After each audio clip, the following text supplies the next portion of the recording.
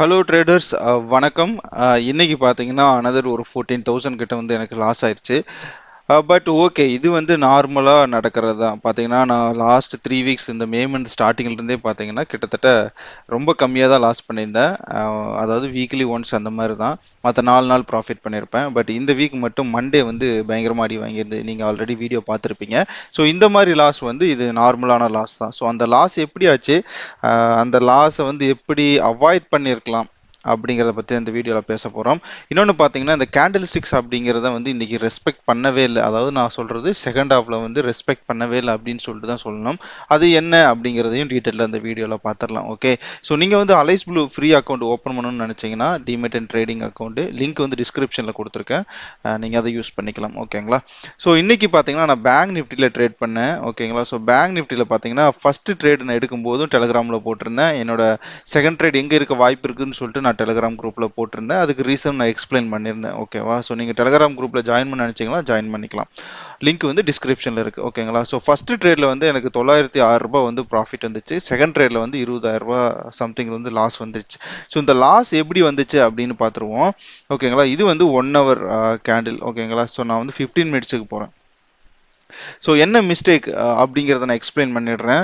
ஓகேங்களா? So first trade நான் எங்கே பண்ணேன்னு பார்த்தீங்கன்னா இந்த 15 மினிட்ஸ் கேண்டிலுக்கு அப்புறம் பண்ணேன். இங்கேயே க்ளோஸ் பண்ணிட்டேன். இது வந்து மூவ் ஆகலன்னு சொல்லிட்டு ஒரு 900 ப்ராஃபிட்டில் க்ளோஸ் பண்ணிட்டேன். எகெயின் பார்த்தீங்கன்னா இந்த மார்க்கெட்டில் கீழே வந்துச்சு. ஓகேங்களா? ஸோ இந்த சப்போர்ட் லெவலை வந்து பிரேக் பண்ணி கீழே போகிற மாதிரி இருந்துச்சு. நான் பண்ண மிஸ்டேக் என்ன அப்படின்னு பார்த்தீங்கன்னா, ஓகேங்களா? ஸோ இங்கே வந்து இந்த 5 மினிட்ஸ் கேண்டிலில் நான் எடுத்தேன். இந்த 5 மினிட்ஸ் கேண்டில் இந்த ப்ரீவியஸ் 5 மினிட்ஸை கட் பண்ணும்போது எடுத்தேன். ஓகேவா? ஸோ கொஞ்சம் அவசரப்பட்டுன்னு தான் நினைக்கிறேன். கொஞ்சம் வெயிட் பண்ணியிருக்கணும் 15 மினிட்ஸ் கேண்டிலுக்கு. அண்ட் ரீசெண்ட் டைம் பார்த்தீங்கன்னா இந்த 5 மினிட்ஸ் கேண்டில் வந்து சப்போர்ட்டே பண்ணலை. So market even 1 hour candle கூட இன்னைக்கு கேண்டில் ஸ்டிக்ஸ் வந்து ரெஸ்பெக்ட் பண்ணலை. அது என்னன்னு எக்ஸ்பிளைன் பண்ணிடுறேன். ஓகேங்களா? ஸோ நான் வந்து இந்த இடத்துல என்ட்ரி ஆனேன்.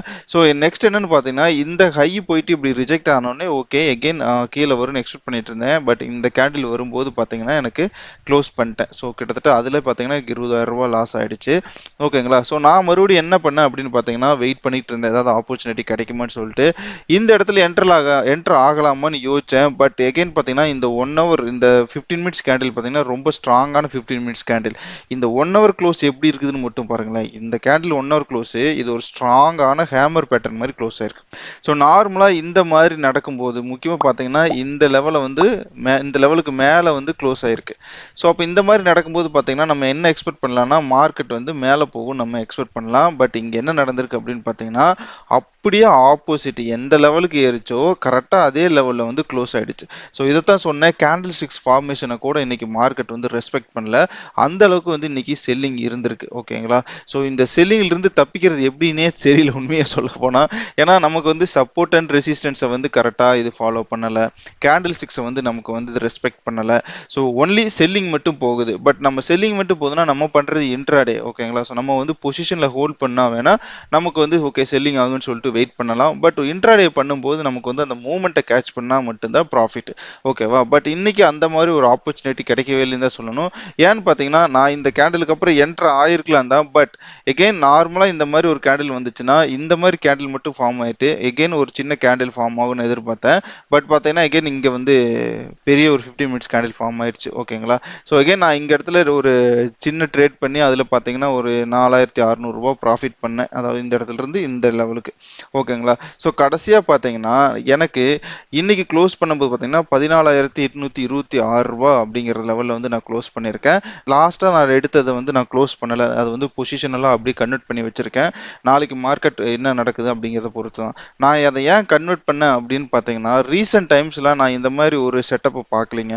அதாவது இந்த மாதிரி ஒரு நல்ல ஒரு புல்லிஷ் கேண்டில் போட்டுட்டு எகெயின் ஒரு பியரிஷ் கேண்டில் ஸ்ட்ராங்காக க்ளோஸ் ஆகிற செட்டப்பை பார்க்கல. ஸோ இதுலேருந்து நான் எனக்கு என்ன ஒரு ஐடியானா, ஸோ மார்க்கெட் வந்து பேரிஷாக இருக்கிறதுக்கு நிறைய வாய்ப்புகள் இருக்குது. நாளைக்கு வந்து monthly expiry weekly expiry.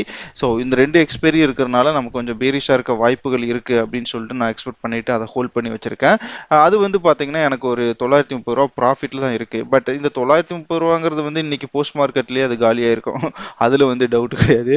But நான் என்ன எக்ஸ்பெக்ட் பண்ணிட்டு இருக்கிறேன் அப்படின்னா அட்லீஸ்ட் நாளைக்கு வந்து இந்த லெவல் ஓப்பன் ஆகிட்டு கீழே வரும், இல்லைன்னா கேப் டவுன் அப் இந்த மாதிரி ஏதாவது நடக்கும் இல்லையா? பட் நாளைக்கு எக்ஸ்பைரிங் அப்படிங்கிறதுனால ப்ளஸ் வந்து இந்த மாதிரி கேண்டில் ஸ்டிக்ஸ் எல்லாம் ஃபார்ம் ஆகும்போது மார்க்கெட்டில் வந்து பேரிஷ்னஸ் ரொம்ப ஜாஸ்தியாக இருக்குது அப்படிங்கிறத ஒரு கான்ஃபிடென்ட்டோட நான் வச்சுருக்கேன். ஓகேங்களா?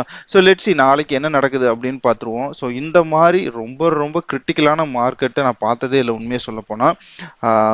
ஏன்னா எய்தர் நமக்கு வந்து சப்போர்ட் அண்ட் ரெசிஸ்டன்ஸை வந்து கரெக்டாக ஃபாலோ பண்ணணும், இல்லைன்னா வந்து கேண்டில் ஸ்டிக்ஸை வந்து கரெக்டாக ஃபாலோ பண்ணணும். பட் இங்கே வந்து இன்னைக்கு பார்த்தீங்கன்னா ரெண்டுமே நடக்காத மாதிரி எனக்கு ஒரு ஃபீலிங் இன்னைக்கு பர்டிகுலராக. மற்ற நாளெல்லாம் ஓகே தான், பட் இன்னைக்கு பர்டிகுலராக நான் அதை சொல்கிறேன். சரி, வெயிட் பண்ணி பார்ப்போம், வேற எதுவும் பண்ண முடியாது. ஓகேங்களா? ஸோ இதெல்லாம் கொஞ்ச நாளைக்கு தான் மார்க்கெட்டில், இதையும் கடந்து போகும் அப்படின்னு சொல்லிட்டு வெயிட் பண்ணலாம். ஸோ இந்த இதில் வேற என்ன விஷயங்கள் அப்படின்னு பார்த்தீங்கன்னா, நாளைக்கு வீக்லி கேண்டில், அதாவது நாளைக்கு எக்ஸ்பைரி டே இல்லையா? ஸோ இது வரைக்கும் வீக்லி கேண்டில் என்ன நடந்திருக்கு அப்படின்னு ஒரு வாட்டி பார்த்துருவோம். ஸோ லாஸ்ட் வீக் பார்த்தீங்கன்னா நமக்கு ஒரு ஒரு கிரீன் கேண்டில் ஃபார்ம் ஆயிருந்தது. இந்த வீக் பார்த்தீங்கன்னா ஒரு இண்டிசிஷன் கேண்டிலாக இருக்கு. ஆஸ் ஆஃப் நவ் நமக்கு வந்து இன்னும் 2 ட்ரேடிங் செஷன் இருக்கு. ஸோ நான் என்ன எக்ஸ்பெக்ட் பண்ணிட்டு இருக்கிறேன்னா, இந்த கேண்டில் வந்து ஒரு ரெட் கேண்டிலா விழறக்க வாய்ப்புகள் இருக்குன்னு நான் எக்ஸ்பெக்ட் பண்ணிட்டு இருக்கேன். ரீசன் என்னன்னு பார்த்தீங்கன்னா, ஓகேங்களா? ஸோ கிளியரா இருக்குன்னு நினைக்கிறேன். மார்க்கெட் வந்து ஒரு செல் வந்திருக்கா, அதுக்கப்புறம் ஒரு கரெக்ஷன், மறுபடியும் ஒரு செல், இங்கே பார்த்தீங்கன்னா ஒரு கரெக்ஷன், இப்போ பார்த்தீங்கன்னா இந்த லெவலில் இருக்குது. நம்ம வந்து இந்த லெவல் மறுபடியும் எக்ஸ்பெக்ட் பண்ணலாம் தான், பட் வந்து நமக்கு வந்து எக்ஸ்பைரி க்ளோஸ் வந்துருச்சு. ஓகேங்களா? ஸோ எக்ஸ்பைரி க்ளோஸ் வந்துருச்சு, ப்ளஸ் பார்த்தீங்கன்னா இந்த லெவல் வந்து ஸ்ட்ராங்காக க்ளோஸ் ஆயிடுச்சு. ஓகேங்களா? ஸோ ஸ்ட்ராங்காக க்ளோஸ் ஆனதுக்கப்புறம் இது வந்து ஒரு ஷார்ட் கவரிங் மாதிரி தான் தெரியுது எனக்கு. ஸோ இந்த ஷார்ட் கவரிங்காக இருந்துச்சு அப்படின்னா நமக்கு வந்து நாளைக்கு நல்லாவே கீழே க்ளோஸ் பண்ண வாய்ப்புகள் நிறையவே இருக்கு.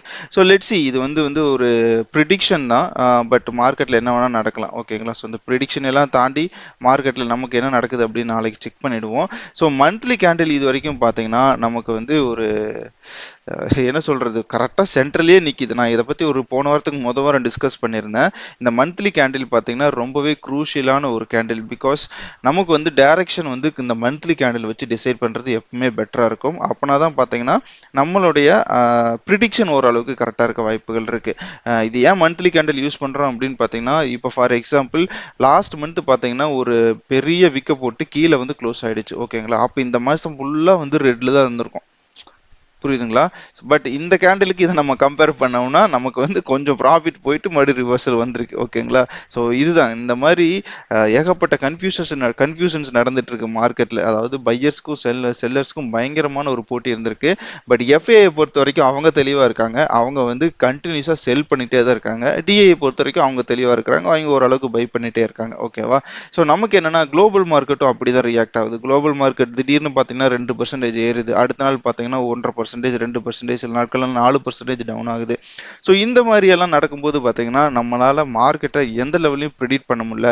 கேண்டில் ஸ்டிக்ஸும் அப்படிதான் ஃபார்ம் ஆகுது. ஏன்னா இன்னைக்கு ஒரு நாள் 2% ஏறிட்டு நாளைக்கு 3.5% இறங்குச்சு, திடீர்னு அடுத்த நாள் 1.5% ஏறிச்சுன்னா உங்களுக்கு கேண்டில் ஸ்டிக்ஸும் அப்படிதான் ஃபார்ம் ஆகுது. ஓகேங்களா? ஸோ நார்மலா ஒரு மார்க்கெட் இருந்துச்சுன்னா இந்த கேண்டிலுக்கு அப்புறம் இந்த மாதிரி ஒரு கேண்டில் போட்டிருந்தா கூட ஒரு அப்சைட் மூமெண்டம் இருக்க வாய்ப்புகள் இருந்திருக்கு.